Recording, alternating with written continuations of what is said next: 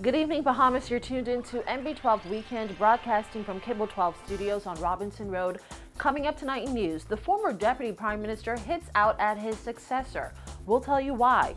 Why the BUT says teachers fare some of their students. Albany gearing up to add over 200 new jobs. Plus, the newest Bahamas National Spelling Bee winner heads to Washington, D.C. I'm Paige McCartney. We've got those stories and so much more coming up straight ahead on NB12 Weekend.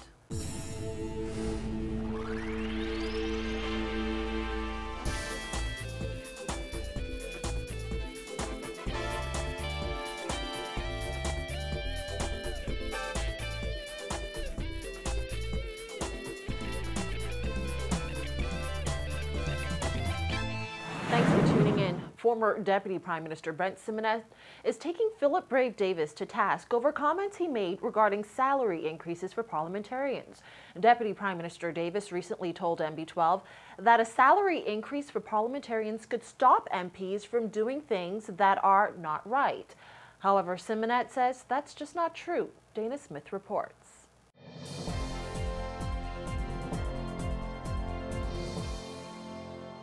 Symonette said there are some justifications for a salary increase for members of parliament, but ultimately the timing is wrong.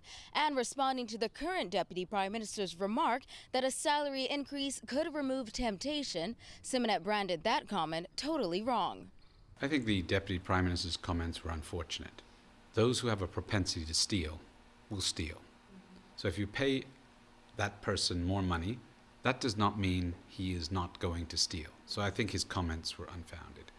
The issue of potential salary increases for members of parliament arose after leader of government business, Dr. Bernard Nottage, said in the House of Assembly a parliamentary select committee has recommended MP salaries be reviewed, noting MPs have not received an increase in 25 years. When our news team asked the Deputy Prime Minister to give his opinion on a salary review, here's what he had to say. It removes the temptation for politicians to do things that's not right. Because if they're earning a good living, I'm saying good living, if they're earning a living, by doing this, then there'll be no need to do anything else. Among key points in the Parliamentary Committee's report, the committee believes the gap between the salaries of the House Speaker and the Deputy Speaker is too wide. Members' constituency office monthly allowance is insufficient, and members who represent multi-island constituencies be permitted to travel once per month and given an allowance for up to 3 nights for each island. Symonette said there is some justification for a salary increase for MPs, but it should be noted most MPs get another salary on top of their $28,000 pay. Where it runs afoul is that there is a large number of MPs who are cabinet ministers. So they're getting the $60,000 on top of the $28,000. The Leader of the Opposition gets another salary, the Speaker of the House gets it. So there are very few MPs who are on $28,000 a year. Very few.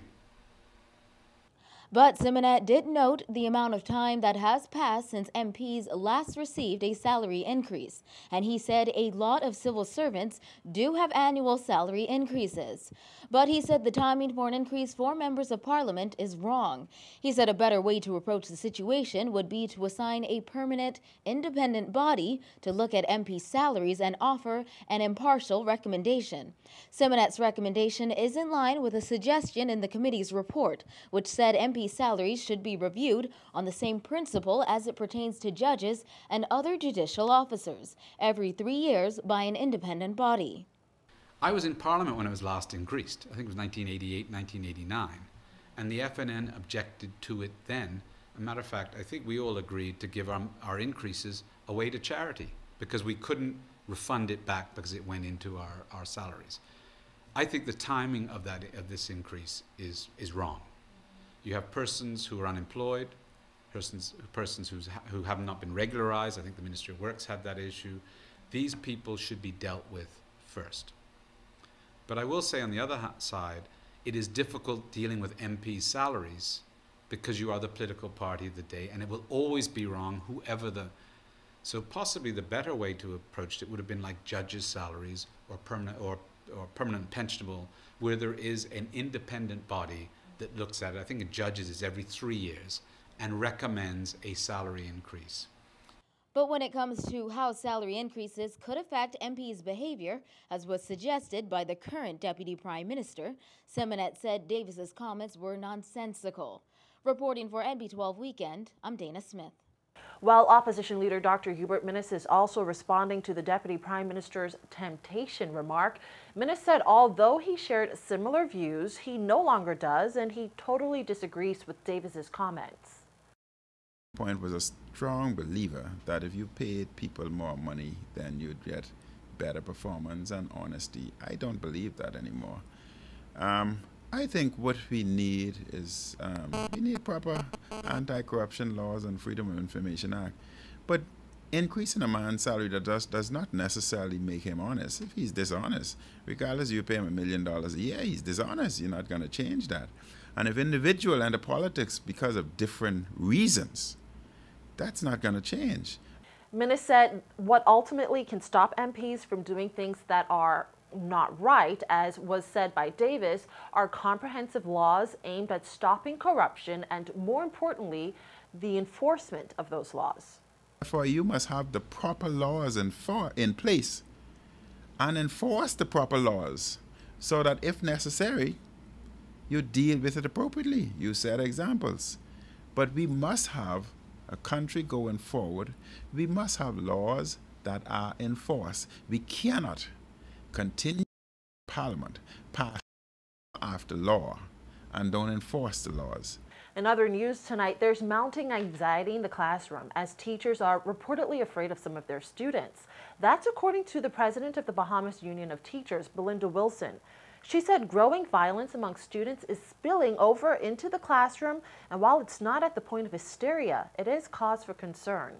Teachers have been on the other side of violence from students. We've had teachers who've actually been physically attacked by students. We definitely have teachers that are being verbally abused by students. And I must also say that I believe that a part of that was when in 2001 the then government removed corporal punishment out of the schools and only said that it will be for the principal or someone that the principal delegates. So you now have students who are up in the teachers' faces and saying to them, listen, I'm telling you, you can't beat me, you can't touch me. As it stands, only school principals or an authority figure designated by the principal can execute corporal punishment. As a result, Wilson said teachers with troublesome students feel as though they've lost power in their own classrooms. It's been a challenge for us because you spend so much time trying to get the corrective or behavior of the students, and we should really be spending more time focusing on imparting knowledge and teaching. Wilson said the union is asking for government intervention. She said as a part of its new industrial agreement, the union would like government to agree to funding youth treatment programs so that troublesome students are removed from the classroom and given the proper help they need. We're asking the government to give financial support to Youth Against Violence, the LEAD Institute, the Great Commission Ministries, the National Alliance of Pastors, because those are non-profit organizations who've been working with the youth, who've been violent or who would have had brushes with the law or who may even have drug abuse. We cannot do it by ourselves in the schools. And over on Abaco, a teenage boy died after crashing his car last night. According to police on the island, the 16-year-old driver of a blue Hyundai Sonata was traveling west on Shell Road in Murphytown, Abaco, when he seemingly lost control of the vehicle and crashed into a large boulder. He died on the scene, but investigations continue. And the IAAF World Relays continue today. Though the Bahamas didn't score any gold medals during Saturday's races, athletes had another opportunity this afternoon to medal. Team Bahamas competed in the men's 4x100, 4x400 meter relays and the women's 4x200 meter relay. Pick up a copy of tomorrow's Nassau Guardian for all the highlights. When NB12 returns, are you smarter than a 7th grader? Try spelling hippopotamus. It's one of the words that the newest spelling bee champ needed to beat out the competition. We'll tell you more about that and other stories when we come right back.